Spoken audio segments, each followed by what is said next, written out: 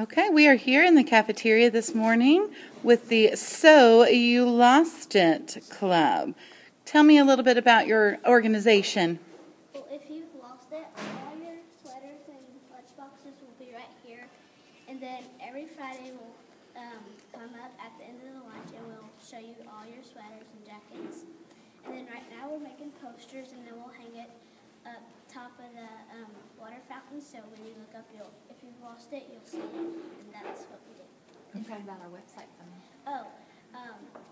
in January. In January, we'll have a website that you can click on, and it'll show the sweater, so your parents can tell you if you've lost it and if it's there. How can they access that website? The HISD. The campus website. The campus website. Yeah, there'll be an icon they can click on. Okay. Any tips you have for kids about keeping up with their stuff? Put your name on your jacket, and so if you've lost it, it'll be right there, and so we don't have to guess who it is. Okay. Well, thank y'all for helping keep us organized.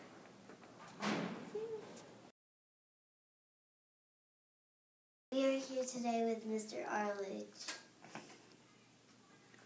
Mr. Arledge, we have a few questions for you. Where did you first teach before Roswell? I taught in Carthage for the last 4 years and in Marshall for the 2 years before that. Why did you want to be a band director? When I was in band, I enjoyed playing music a whole lot, and I had tons of fun doing it. And I just thought I enjoyed it so much, why not help other young people join a group that maybe they would enjoy so much as I did. What was your first instrument? How old were you when you began? My first instrument was trumpet, and I was in 6th grade, so 12-ish. What all do you play? What all do I play? I can make sounds on all of the instruments. Some of them are better than others. The brass instruments I play the best. Trumpet and baritone are the best. And then the other ones I do okay. And the woodwinds I can make sounds. They're not always pleasant, but I can play them okay. Have you been on interesting band trips? I've been on many interesting band trips. I've been to Florida, California, Chicago, Mexico, San Antonio, all with the band. Why should kids choose band? Band is a organization that you can join in 6th grade, and you can stay in that same organization all the way until you graduate high school, and then even pursue it in college. You grow these bonds with your other members of the band. You become close-knit like a family, and you can have that band family for 6 years in high school. And then if you go to college and play, it's the same thing. You join a different band family in college, and it awards you a lot of opportunities. Traveling, scholarship money for college. It's very easy to get band scholarships for college. And it's just a wonderful organization to be in. It's a lot of fun. Plus, you get to make music, which is always good. That's all. That's it? That's all. Yes! Nailed it.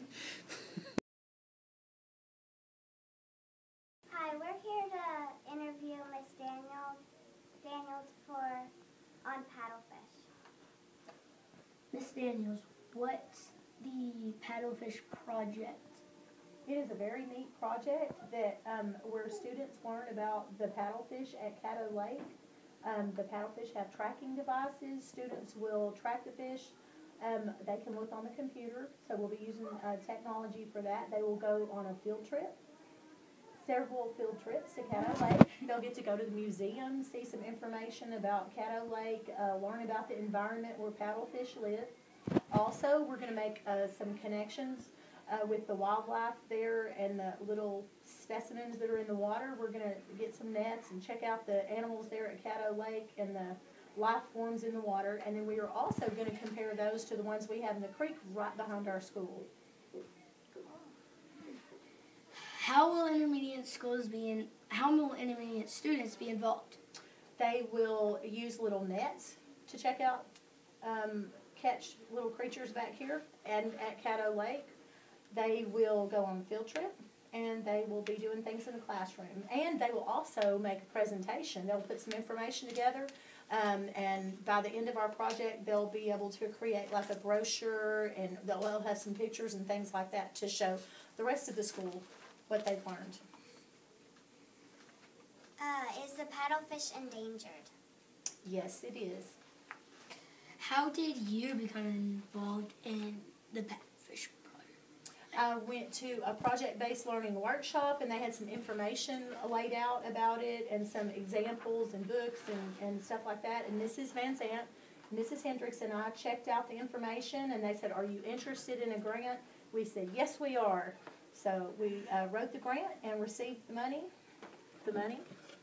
$1,500, okay, to buy things, and so that our kiddos can go on a field trip and learn more about paddlefish and the environment. Thank you, Ms. Daniels. Now you guys will watch a video on the paddlefish project.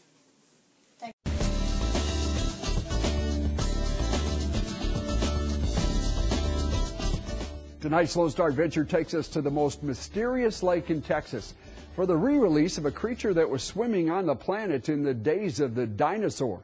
We're headed east to the Texas-Louisiana border and Caddo Lake, stocking paddlefish.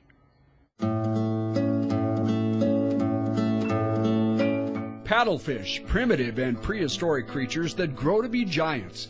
Once again in the murky and mysterious waters of the lake that straddles Texas and Louisiana, Caddo. Nearly 50 of them reintroduced decades after they disappeared.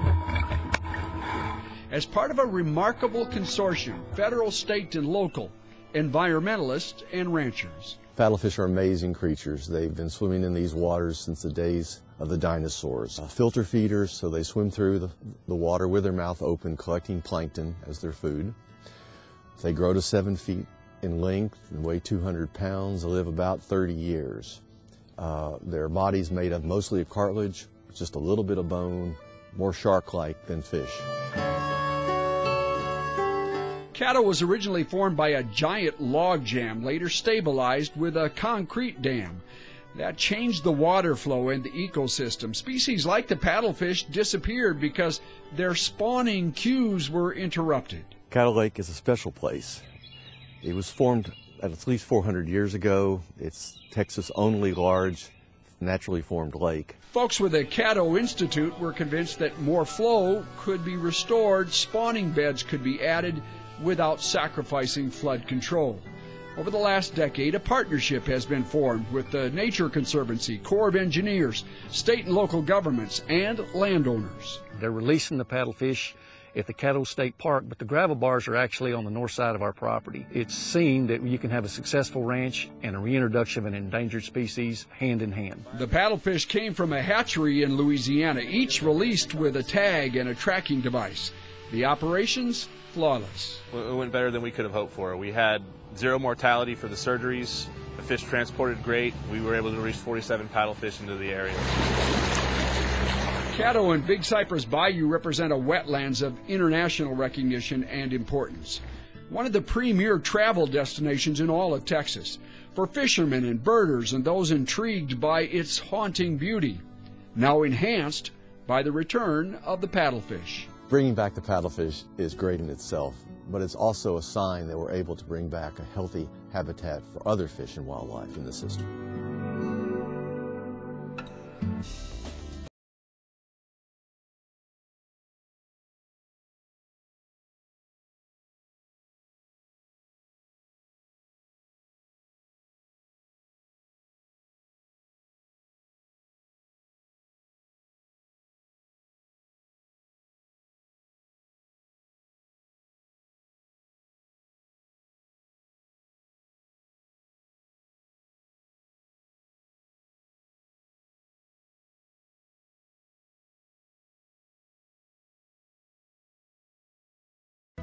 He began his career as a Baptist preacher. but went on to lead a sweeping grassroots effort to end racial discrimination, known as the Civil Rights Movement. Along the way, Martin Luther King Jr. made history and emerged as one of the most influential leaders of the 20th century. Before the Civil Rights Movement began, segregation policies known as Jim Crow laws kept African Americans in a separate and generally inferior world from whites. African Americans went to separate public schools, ate in separate restaurants, and even had to use separate public restrooms. They had to sit in the back of buses and give up their seats to any white people standing. But in 1954, Jim Crow suffered a stunning defeat. The Supreme Court declared that separate schools for blacks and whites were inherently unequal in a case called Brown v. Board of Education. The following year, in Montgomery, Alabama, a tailor's assistant named Rosa Parks refused to give up her bus seat for a white passenger. Parks was arrested, but Martin Luther King organized a full-fledged boycott of the Montgomery City bus system. 13 months later, the buses integrated. The Montgomery boycott inspired more efforts to end segregation. In 1963, King and other civil rights leaders organized the March on Washington. More than 200,000 people came to the nation's capital to demand equality for blacks and to urge Congress to pass pending civil rights laws. Standing at the base of the Lincoln Memorial, King spoke the words, "I have a dream today," describing his hope for a future in which all men would be brothers. The civil rights movement was changing the nation. In 1964, Congress passed the Civil Rights Act, which made racial discrimination in public places illegal. The same year, King was awarded the Nobel Peace Prize. On April 4, 1968, Martin Luther King was assassinated in Memphis, Tennessee. But the movement he helped to lead lived on, inspiring other groups, such as Hispanics, women, and the disabled, to fight for equal treatment under the law and completing King's legacy of greater social justice for all Americans.